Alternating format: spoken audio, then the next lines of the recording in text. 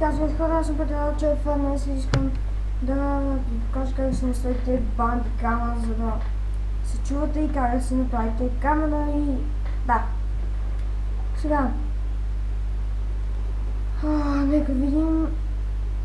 Тук аз съм се регистрирал, но може и без да сте се регистрирали. Значи, идвате на Settings, тук долу. Ще ви е на Disable, на Disable. След това идвате на By Recording Time и си избирате какво да е, колко време да снимате. Макс ви е до 10 часа или колко беше там, не знам. Окей, аз ще направя тук. След това тук, където се ви идват клиповете, няма значение. Където искате да се го правите. Тук не съм купил Recording Stop.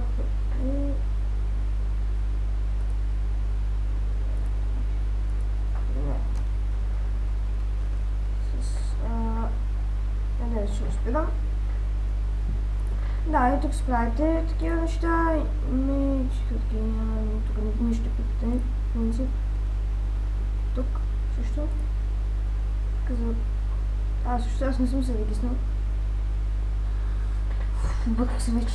Значи тук на видеото идвате на Settings.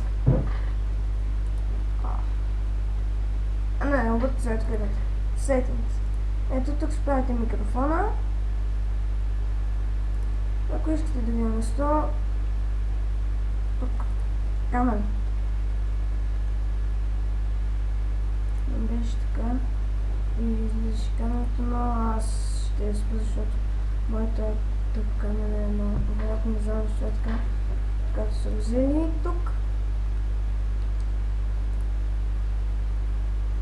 Аз не съм скъпа. Така да кажа. Не, тук си я слагате където и да е. Моята седи там долу. Много ясно. Да, тук натискате OK. Принцип бандикама се използва като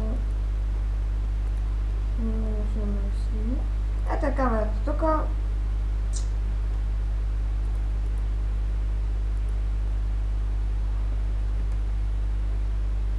Нека видим. Нека става тук камера. Тук ти махам. Това се прави на Пиши, бе! Що съм забрал? Settings с микрофона. Сега ще да го правите на Stereo Mix. Да, тук пак си натискате OK.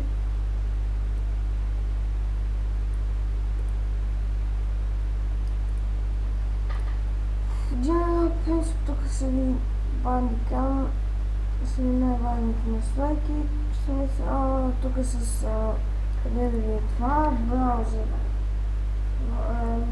къде също да ви входят, къде ви е цялата информация за бандика. Може да се отворите и да видите клипчетата си, какво ще ви спря. Окей, аз чуя. Намесвам екрана. Да, това са всички настройки за бандикам. Ако искате да снимате през него, може да стане в интернет. Така че може да го оставиш на...